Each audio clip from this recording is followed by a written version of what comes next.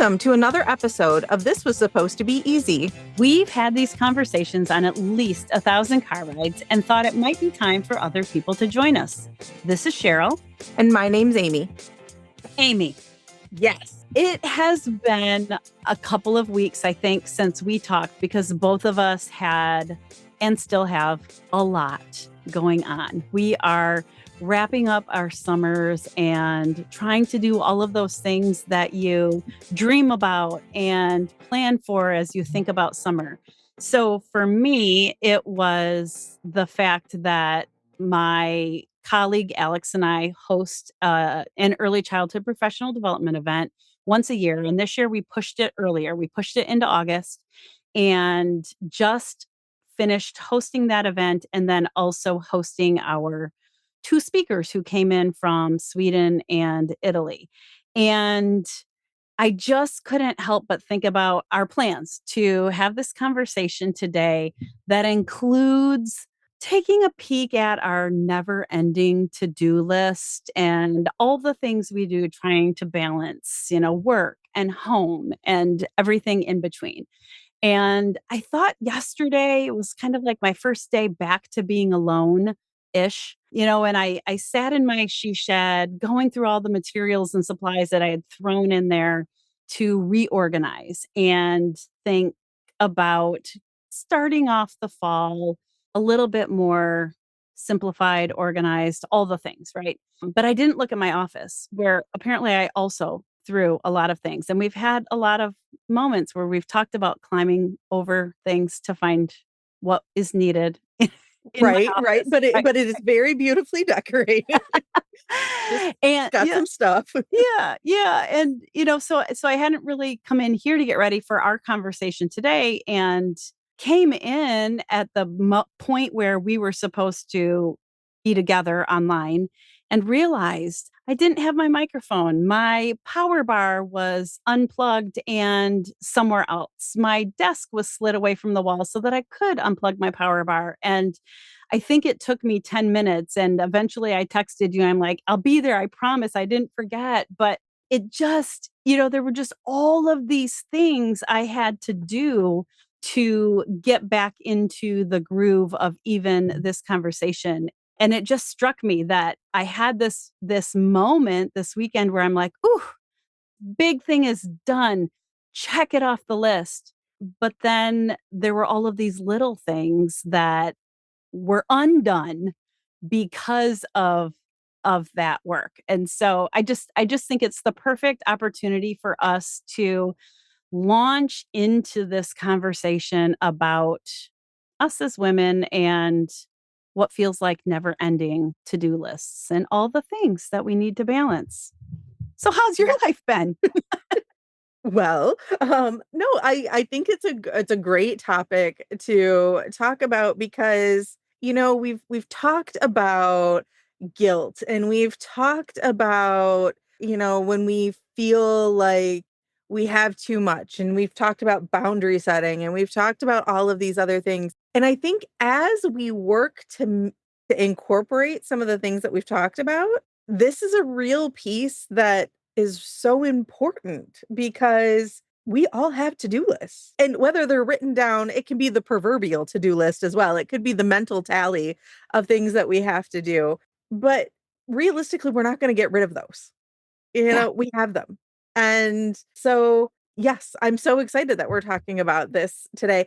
And life for me is good and very, very busy as well. So I definitely get that. And it's interesting you were talking about specifically with your computer, because I have a 2-computer setup here. I have my day-to-day work computer, and then I have my school podcast computer, and I literally have 2 microphones next to one another, depending on which computer I'm at. And my whole work setup, I now have everything plugged into a hub and then secondary things I travel with, because I can't do what you just described, because I do that with my personal computer and I come back and then I am never as organized as I want. Like I want to be, I need to be, I can't do things at a moment's notice. Yeah. Where with my work stuff, I literally can plug it in because everything was plugged into the hub. and I can do it, which has saved my sanity so much because I have been exactly where you have been and know that that feeling of like, oh, and we never give ourselves enough time to like be doing that at, let's say, 8:30 or do it last night because you know you're going to have a 10 o'clock because you were doing the things that happened at 8:30 last night and you were Right. doing the things that happened in your morning this morning. So there was no time for that. Yeah, I think I might take some of that as advice so that like I said, I'm literally my mind so we just also had this conversation about how hot it's been so hot, and because of that, we're almost dreaming of fall. And one of the things I do when I think about fall is just, how do I start that academic year, that school year off? And so for me, this conversation's also relevant because I want to look for opportunities to be a little more streamlined and see if that eases some of that tension that exists with all the things I'm balancing. And so I'm going to take your little tip, and as I do attack my office in the next 3 days, think about how I can hub things up a little bit. Yes, yes, it might be making a purchase here or there to do it, but I strongly encourage getting some type of hub so that everything's plugged into that you can just like it's one plug versus 20. Yeah. So let's have this conversation today about our to-do lists. Why at least in my case it feels like it never really shrinks. Mine either. Strategies, how we might be able to think about it differently. So maybe there's a mindset shift that could help us think differently about how it all feels, I guess. Well, and I one thing that I think is important that as we get into this conversation that I think about too, and it's I might have even mentioned this in a previous podcast, but it's this myth that I have told myself throughout years that, oh, I'll do this in the summer when things are less busy. And the summers never feel less busy because there's always something else that happens, and you want to take advantage of every part of the summer. The days are a little bit longer, you're able maybe to be outside or do things like that, but you feel like you should because we live in Michigan and we know that winter will be here with, Winter is a lot. coming. Winter is coming, it will be cold soon, and for those of us who know very real, like we get these like 4 months of really warm temperatures that we want to take advantage of every moment of them because we know it is fleeting. We know that is going to be gone.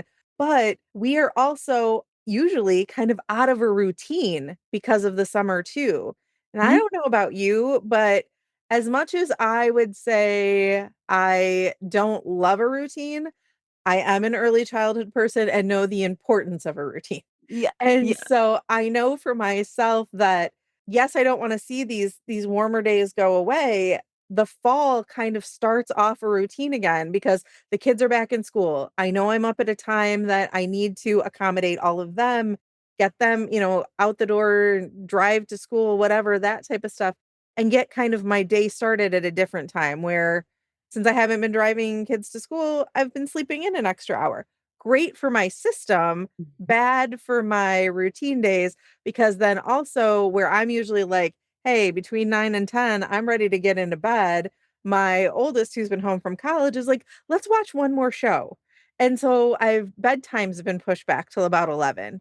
And that's also not ideal too when you're running a pretty full calendar. Yeah, what you're talking about reminds me of that mental load, right? That invisible work that we're Yes. doing, I think, as women all the time, right? Yeah. So, we do have to strategize all the places that not only we have to be, but often that our family members have to be. We have to remember important dates. We manage our own schedules, but we are managing other schedules too. And the routine of it all sort of eases some of that mental load because when we're in a routine, there are certain things we don't have to think about. They just happen maybe by habit, right? So my body's been feeling really funky lately. And I was like, "Oh, do I need to go have an extra appointment at the doctor's office to talk about why I feel so achy or whatever it is?" And then I think, "Wait a second, when's the last time I drank my morning collagen?" Because my Yeah. routine is, for really great reasons, all out of whack. But that means that I'm not always in my house doing the things that just happen habitually and without the mental load that comes with them. And so I do think I'm looking forward to some of that release of having to remember things because the routine helps me out with that. Right along with you on that. I've realized how poor I've been at I take 2 medications in the morning, one for migraines and one for my ADHD. Of course, ADHD medication is best when taken on the routine, especially when I take one that's a non-stimulant and you need to build it up in your system. I am terrible in the summer. I have kind of that routine down in the morning, but I realized the other day, I was like, "I think did I take it today? Did I take it yesterday? Did I take it?" But it was because I was traveling, my days were totally different. I'm not getting up and, like, making sure like, at this exact time. So off, totally off. I get it. Yeah. And, even talking about that mental load, I remember when I was a teenager and even into my early 20s. So during that time, I worked by babysitting. When I say I would babysit, I would sometimes babysit up to like 40 plus hours a week. I was like, if anybody remembers like the babysitter club book, I was my own babysitter club. Like my name was in a lot of places and I was getting calls and I organized a lot of families that I watched on the routine on the regular, and then other ones that I would piecemeal in. But then I always had school, I had activities, I had that type of stuff. And in my teenage years and into my 20s, I could remember my month calendar at a time. Like, somebody Yeah. would say, like, "Are you available on September 13th?" And I'd be like, "Yes, I know," because I would just have it visually, like, there. I knew it. And then once I got married and had my daughter and we had our pet, our dog, and life was going pretty good, if somebody were to say, like, "Hey, would you be available, like, September 16th to do this thing?" I'd be like, "I think, but maybe," or I'd say, like, "Yeah, I'm available." And then I'd get home and look at my calendar and I'd be like, "Oh, why did I say I was available? I have this. I totally forgot about this." And that has only increased over the years. But I didn't know about mental load when I was in my 20s. I didn't know about mental load when I was in my teenage years where I was the center of everything. And Mhm. now it's husband, puppy, 3 kids, everybody in different spots, different sports, different locations, different schoolwork, and then all the different roles and hats that I wear, also, aging parents events and things like that. So it's a lot. That mental load is a lot. Plus, like, not only your family members' birthdays, but hey, this whole show is about how to cultivate friendships as well. So let's talk about our friends' birthdays, our nieces and nephews, our sibling, like that type of stuff. Like our circles have gotten pretty big at times. Yeah, yeah, and I think, ugh, goodness, first of all, when you were talking, my brain did a little ADHD squirrel because you said husband and puppy, and I felt a little stressed lately because there are things I like to do on my phone that I can't do on my phone right now because there's not enough storage. Yep. So there's n I'm gonna this is gonna become a long story that really shouldn't be long, but there's not enough storage to update my phone. And so now some of my favorite apps won't work because they require me to update my iOS settings. So by virtue of having my phone too full, I'm having to do extra, right? I'm having to do extra things. You asked me a question about the Delta app this morning because you were trying to check in for your flight tomorrow. And I'm like, oh, remember when I used to just open my Delta app on my phone, but now I can't because Delta needs me to update my phone. And so last night I was going through and deleting a bunch of old messages. And one that I deleted was Jeremy Mhm. texting me. And the very last thing he texted me was a cute picture of Rue, your puppy. So you were talking about puppy things, husband things. And I was like, oh yeah, I just deleted that text stream from Jeremy of the cute little puppy. But Yes. anyway, I all of that to say thank you for helping my brain squirrel a little bit, but also there are tools out there that can help, but when they're not working, then things seem 10 times harder even, right? Or Yeah. or busier. So, anyway, I think this is a great conversation for us to have. I really think that a lot of you out there listening are feeling some of these same burdens. And we are clearly coming to you not as experts on the topic, but just to say, hey, we know how hard it is to deal with the pressure that is upon us. We definitely understand mental load and the invisible work that we're all doing that doesn't necessarily get acknowledged. Not that we need acknowledgement for everything, but that third piece of it that I want to make sure we talk about today is the importance of rest and the value of rest that should I almost should it on myself. Right. We don't should. I'm gonna rephrase that. The value of rest that is so essential to our own effectiveness and our own well-being that we deserve rest and don't need to feel like we have to earn it, if that makes sense. It So, yeah, yeah. it does.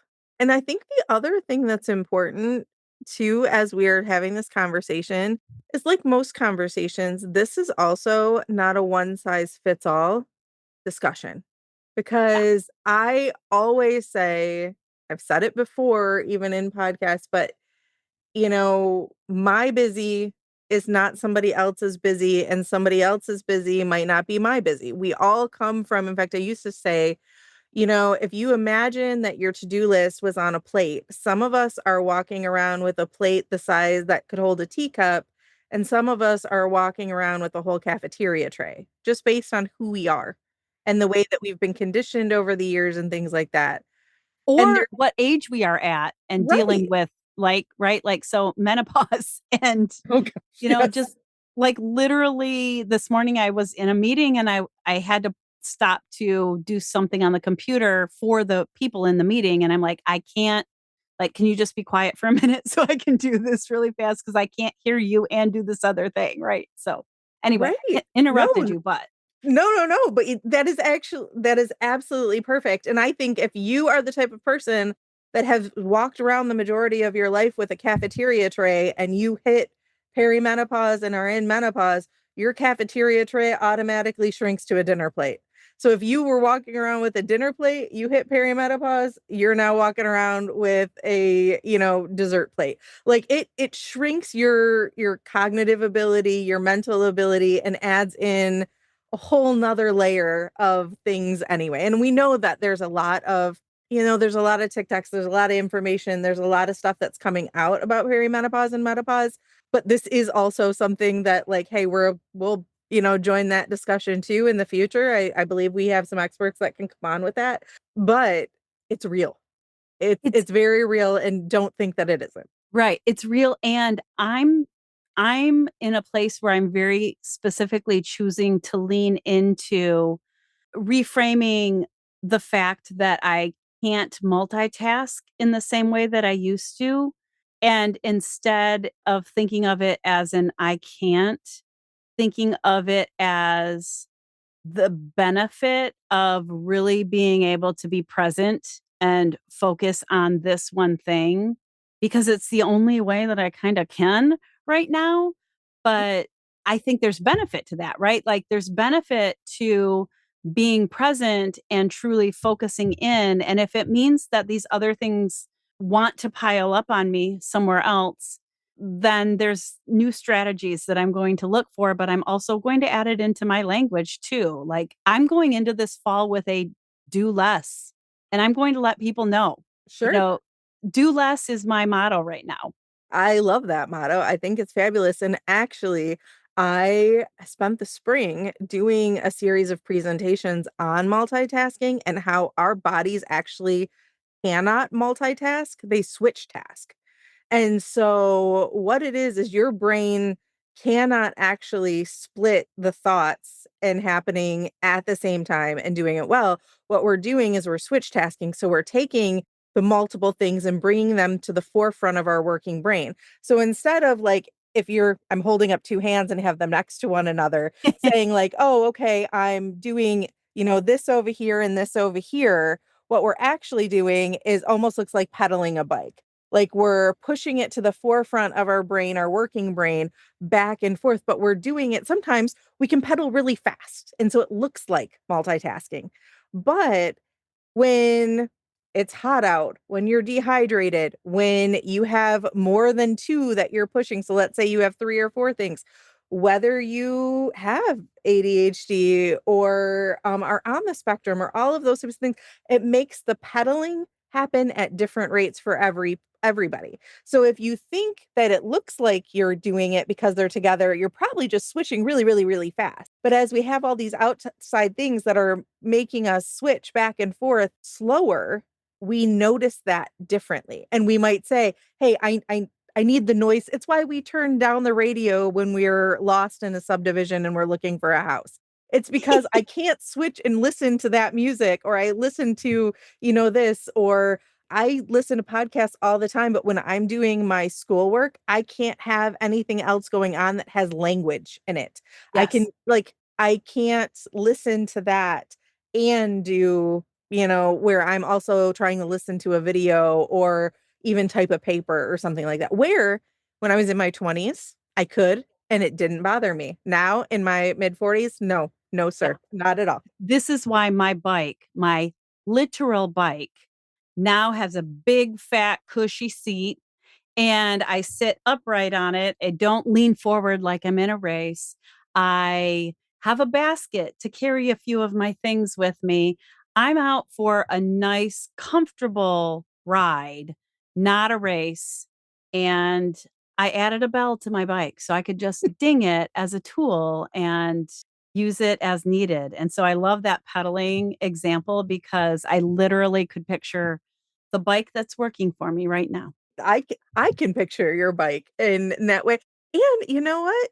Do you enjoy it? Do you enjoy it a lot more than you maybe once Yeah. did?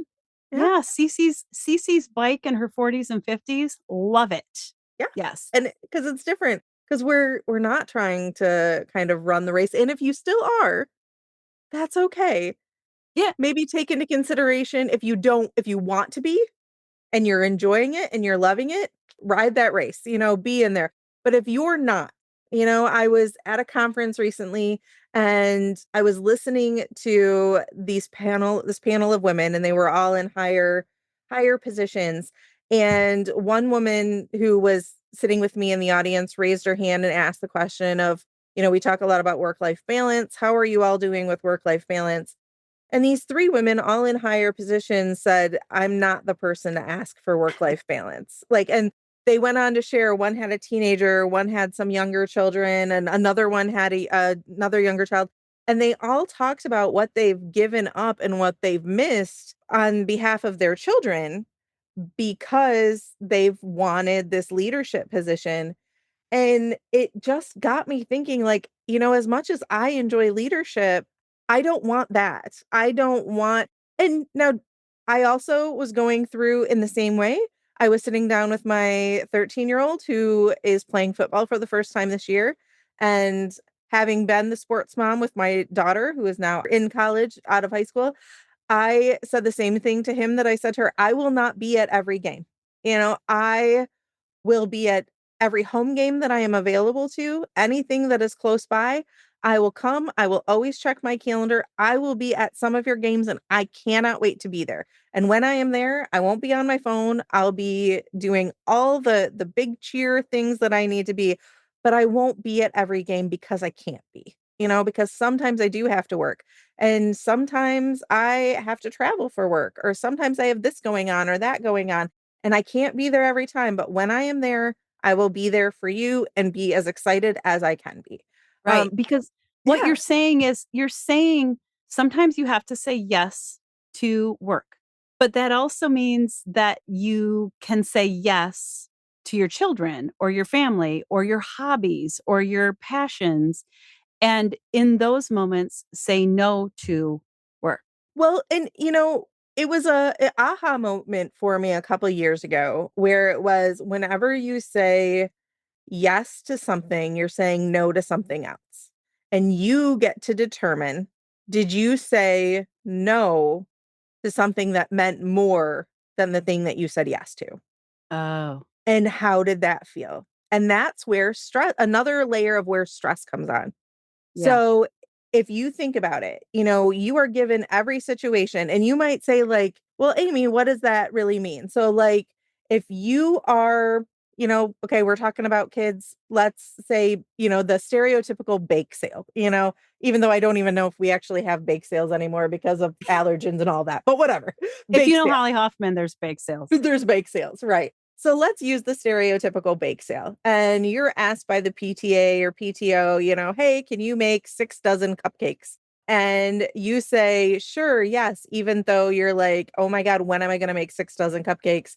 That sounds impossible. But you felt like, yes, I should do that. So then what did you say no to? You said no to your free time. You said maybe no to having a relaxing evening with your family or a relaxing evening by yourself. You said no to, da da da da da. And so even though you might have said like, oh, I wasn't doing anything, you were doing something because you are always doing something, even if it's refreshing yourself.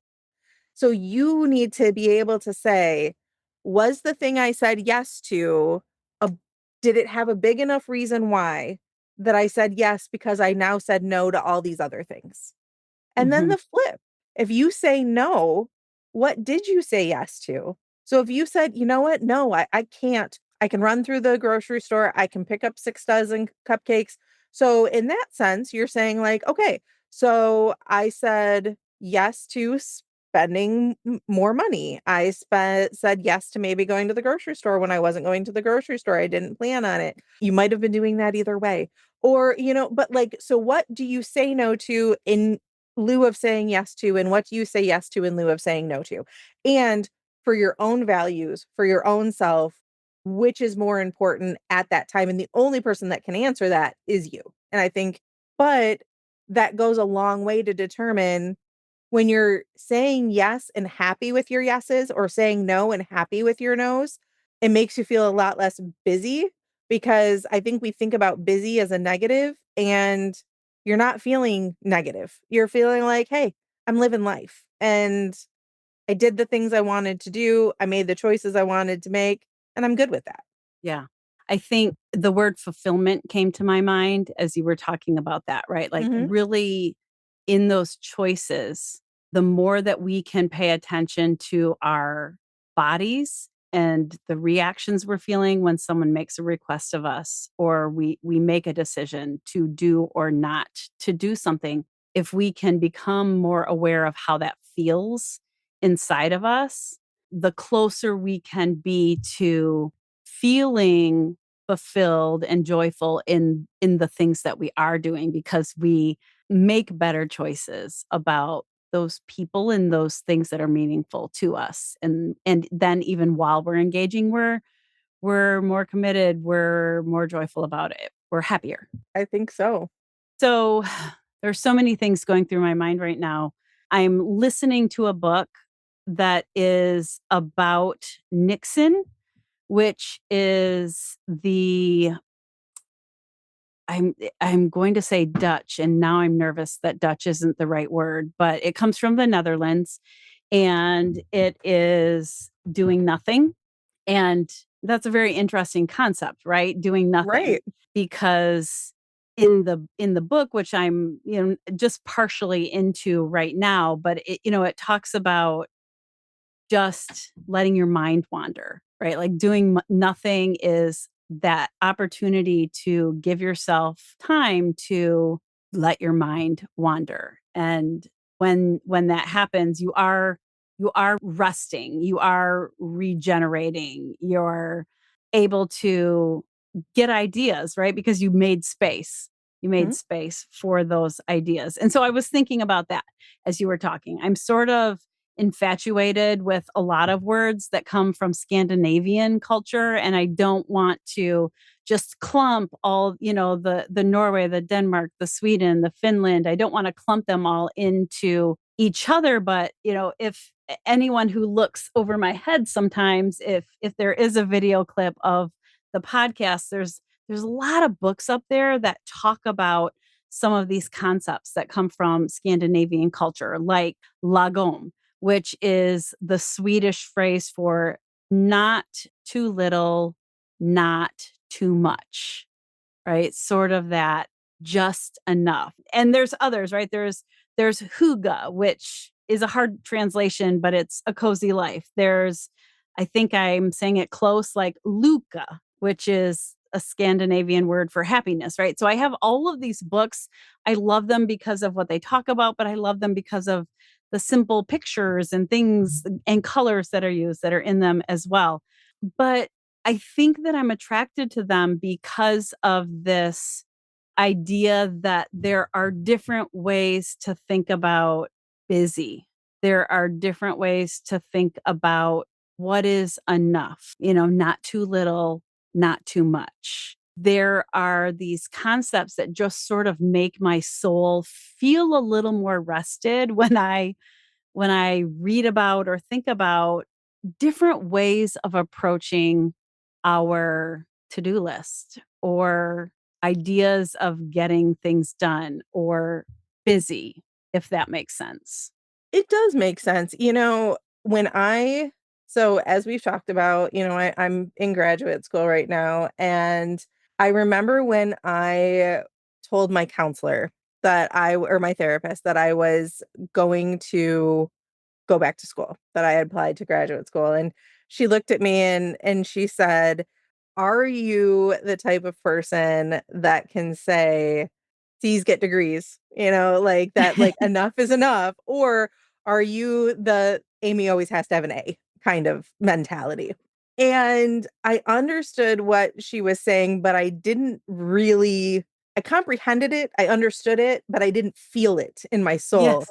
until Yes. now, like 6 months later, 7 months later, as I am in this program and I spend sometimes my Sunday nights are my homework nights. And so it is nothing for me to be anywhere between 4 to 7 hours of homework. Like, that's kind of where I am at a lot of the time. I have had a few different situations where my grades are good, and for the most part, I have all A's. However, there are other times that I have looked at it and said, "You know what? I can go back and re-record this video, or I can go back and make another round of tweaks." Or last semester, I had an instructor say, "Hey, I don't know what happened, but you only turned in half of the project. Here's your grade." It was like something like a C plus. I got half the points, but that only brought my grade down from like a 99% to a 95%. And in that moment, I said, "Good Good enough for enough. what it is at the moment. It's good enough." Because I know I could have went back and put in the extra 2 hours and finished the assignment. I do not know what happened and how I only realized that because I typically do try to do things well. But I was like, "No, because I could do something better for those 2 hours then give up another 2 hours to do that." And maybe even as I say give up is kind of a negative way to look at it, but I I dedicated the amount of time that I was comfortable dedicating to this project. Yes. I didn't wanna dedicate anymore. In my Yeah. head, I had turned it off, I had shut the door and said, "I'm done." And so in that, I didn't wanna reopen the door, and I was okay with taking half the amount of points.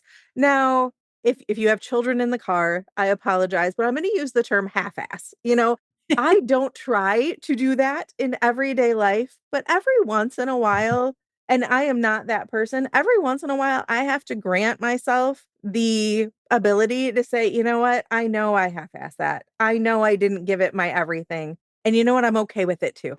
Like, I am also going to say, I gave it the amount of time, effort, and energy that I was willing to give it to get the results that that time, effort, and energy put into it. Because the other part that goes along with that, that I think is important, is you can't only give it your half of your time, effort, and energy and then be mad that somebody didn't give you all or award you all of the, you know, I did not feel upset that that instructor didn't give me the A when I only did half of the assignment.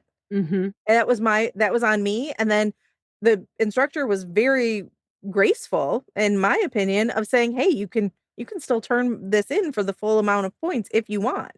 I didn't want to. I Yep. didn't then think like, "Oh, well, he should have given me the full points because I wanted them even though I didn't do the work." And I think that is where sometimes we have conflict. And so I think it's important to think about that too.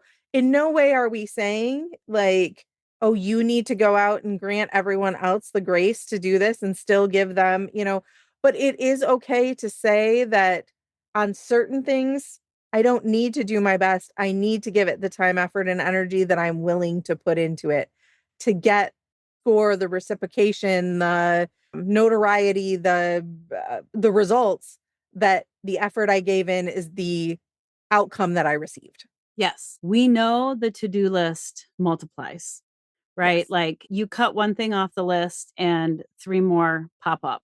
We know that many of us, not everybody, many of us probably say yes to making those cookies more than we probably could.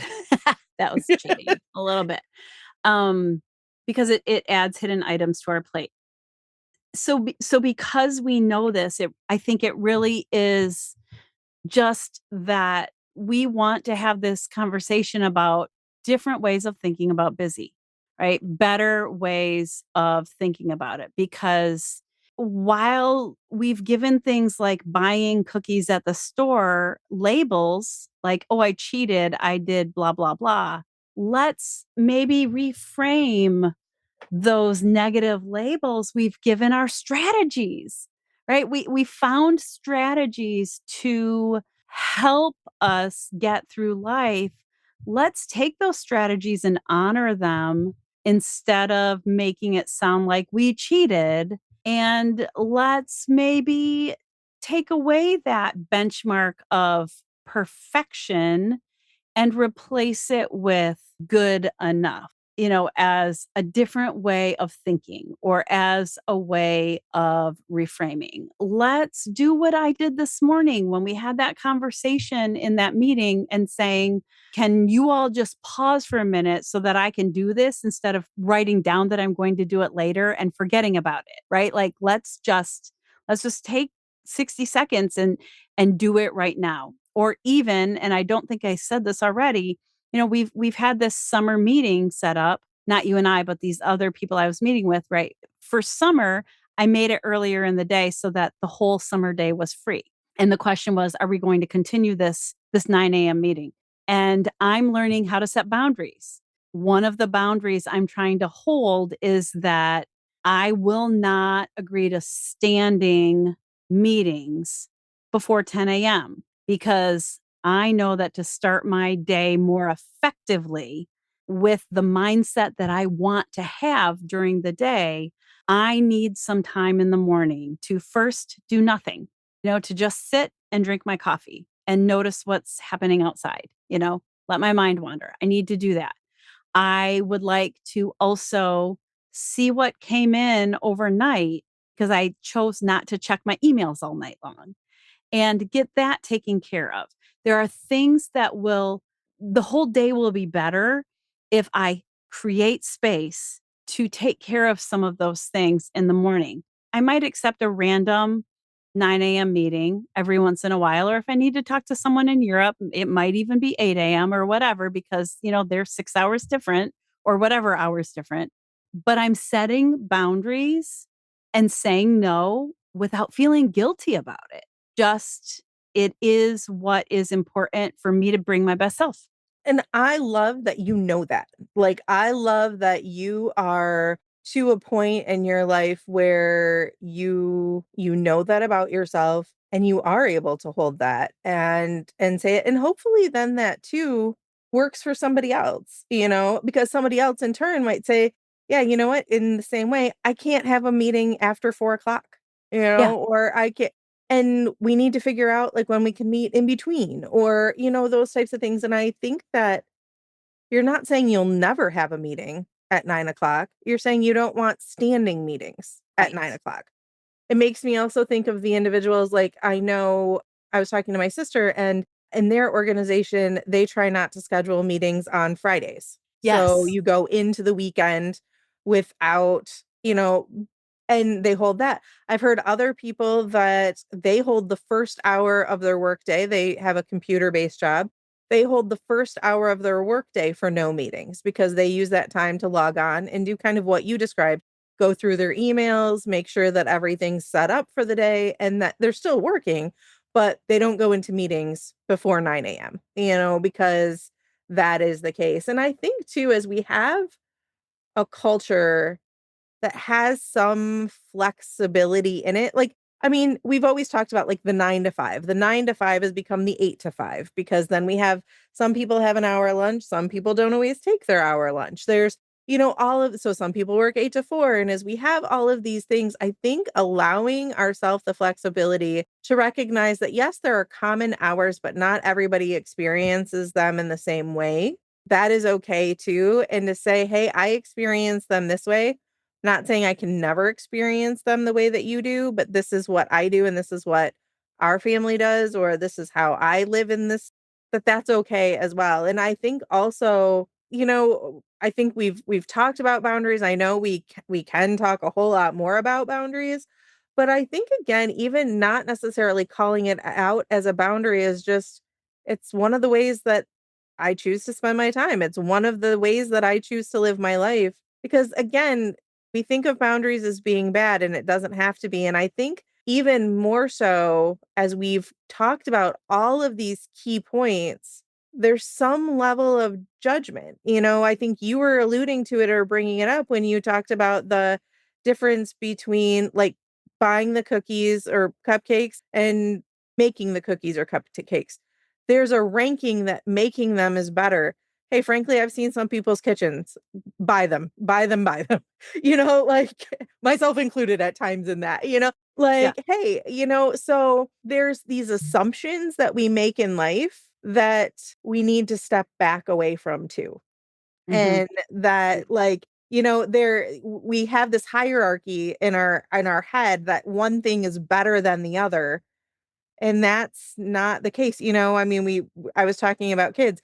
Is it better for me to go to my child's football game and I get to go to 4 games out of a 10-game season, but I am there and present and excited and cheering him on and all of those types of things? Or is it better that I went to all 10 games, but I was worried about everything else that was going on that I was not doing? Or that, yes, I was there, but I was on my phone because I was checking emails, or I was like needing to leave early saying, come on, come on, come on, come on, let's go, because I couldn't prioritize the time. Right. You don't want him to look at you in the stands and see you looking at your phone every time. Right. So which is better? Yeah. And I think we need to take away the judgment of what other people's experiences are, or even the judgment then for ourselves, and say like, hey, this is what I'm going to do because this is what works for us. I'm going to Yeah. be as present as I can for the time that I can be because that's what I'm going to do and it works for us. Yes, yes, and I am a super fan of working to become more aware of judgmental language and terminology that either comes out of my mouth or pops up in my head, whether it's about someone else or about my own actions, and work to reframe, rephrase so that it isn't as judgmental or judgmental at all, because just doing that work helps my brain shift in the future even, right? So that hopefully I become less judgmental of myself and less judgmental of others as well. So that's why you keep hearing me catch myself saying should and trying not to. Right, right. So then, all right. So if you're listening to us, I want you to think about right now, if you are listening to us, like what are some of the things that you do to make your life easier? And Cheryl, I'm going to ask you this question too, because I think it's important. Like, I know one thing for myself that I do is I use, and I know you're not a fan. So again, this is all a one size does not fit all. Exactly. Anything you might hear in this, like take for what would work for you. It might be a modified version or whatever.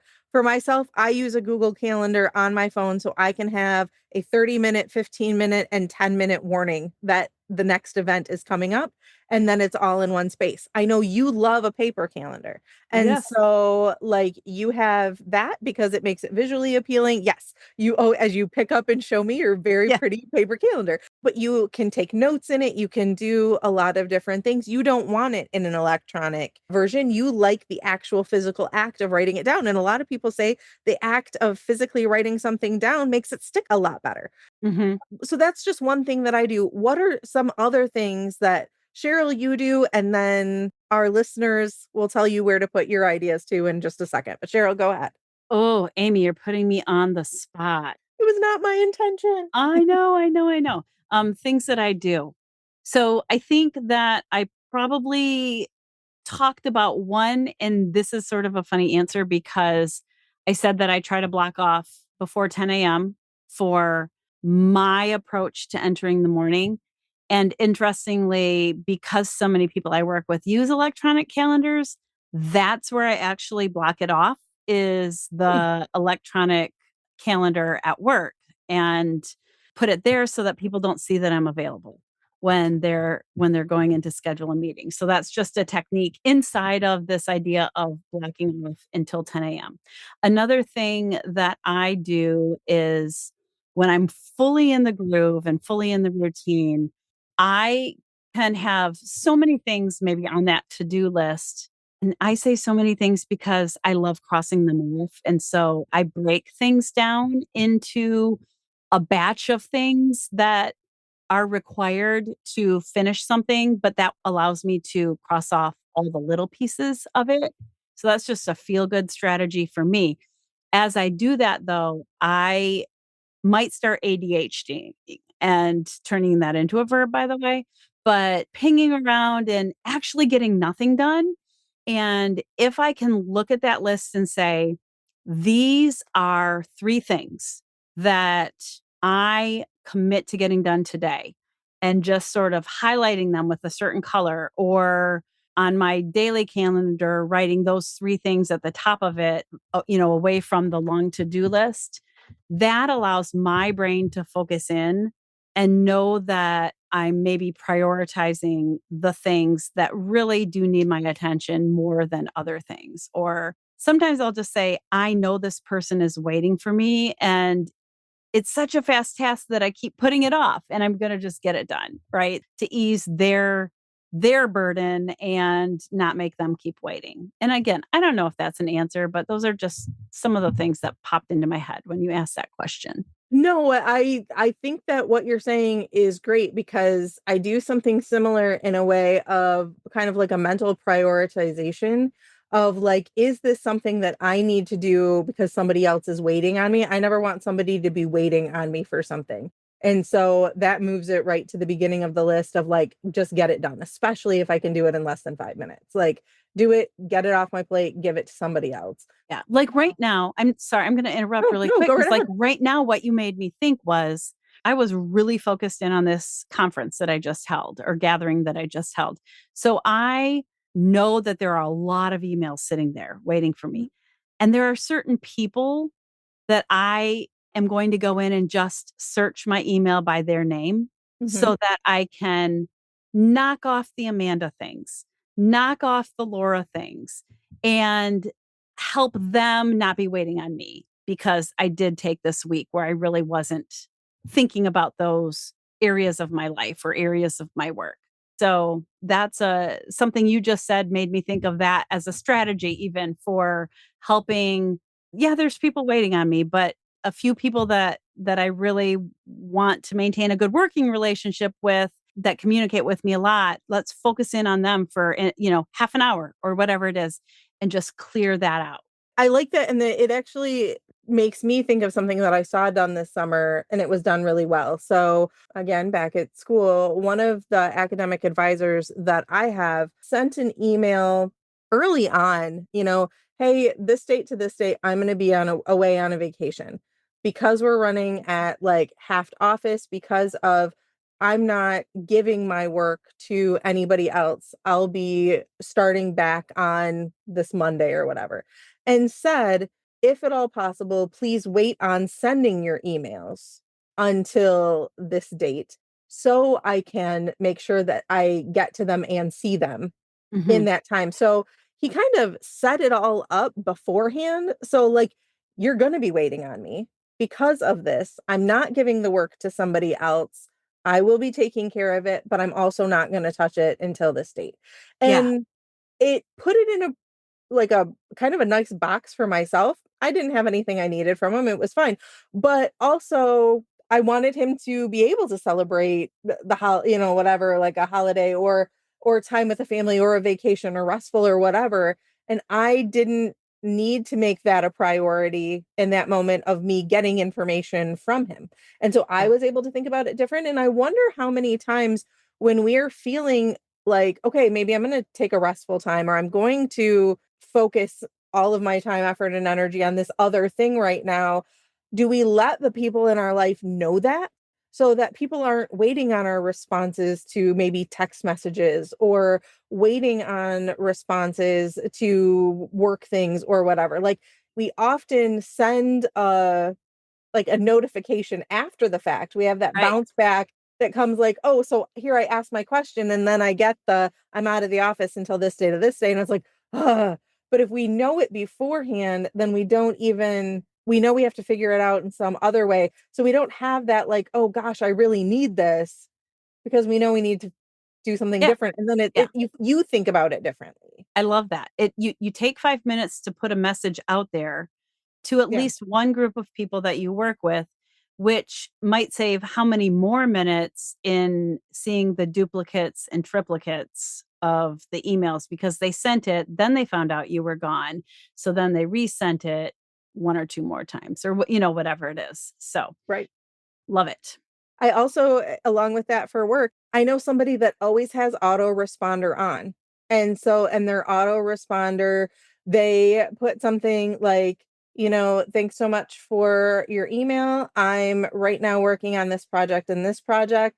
This is when I am, checking my email on a regular basis. I will get back to you, if it's an emergency, this is what I need you to do. But it also kind of prioritizes that, like, hey, I'm doing this right now. And so I'm not right in front of my email checking it. You don't expect to get a response in 5 minutes. It's Mhm. probably not going to happen. But again, as the receiver, you're not constantly then checking your email. Did they respond yet? Did they respond yet? Did they respond yet? So it's kind of just this level of knowing. And that I think works as well. Some people would say, like, that wouldn't really work for me. But if it does and it works in your environment, maybe give that a try too, especially if you don't necessarily do it all the time, but your busyness level or a project you're working on right now, whatever that project, personal or professional life is, it's kind of a way to let the world know I'm prioritizing something right now that's going to take my focus. And so it's not that you're not important, you are, but I'm not checking to see if you need me. I think there's a couple other things, but for the sake of time, I think that we could use delegation, but we could probably have our own whole episode on delegation. So Maybe I'm going to next season. Yes, next season, season 2. So I'm gonna stick a pin in that one, but I think also that is a excellent skill to develop. Again, much bigger of a conversation than we have today. But we want to hear from our listeners. We Yeah. just gave you a bunch of ideas that we use, but what do you use? And so we want you to make sure that you are going to our Facebook page. We want to make sure that if you're listening to us on Spotify, you're able to respond in there. What is it that you do to make your busyness a little less busy, and to make your everyday life a little easier? And the other plug I want to put out there, just because we are coming up on the end of our whole first season, if you have not liked or followed us on all the platforms that you listen to us on, please just take a second and do that. We know that, again, your to do list is probably a mile long, but if you're listening to us, it means that you have access to do that right now. So, to knock something off of your to do list, if you haven't already, just click the like or subscribe button. And that really helps us out as well as it helps you because it gives you the notifications that every Wednesday morning you have a new episode of Amy and Cheryl to listen to. And it sure makes it easier to find on Spotify when you've hopped in the car and you're about to start driving and you don't want to have to type it in. It's usually right there on your homepage and makes it so much easier. So, love that you shared that. And as we close off for today, remember, you don't need to do it all. We don't want you running around chasing, chasing, chasing, right? What's the important stuff? What do you need to single in on and just like feel good about getting that done? And sometimes that might mean Nixon, doing nothing, or taking a nap. Thanks for tuning in to This Was Supposed to Be Easy. Remember, the best stories are the ones we live. Join us next time as we uncover more tales and thoughts that just might change your world while we navigate those things that we didn't expect to be so hard. Stay curious, stay connected, and keep wondering.